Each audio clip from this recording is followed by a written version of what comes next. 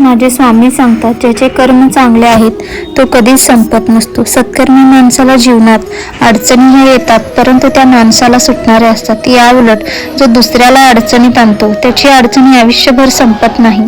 स्वामींवर नेहमी विश्वास ठेव, निसंकोच राहा.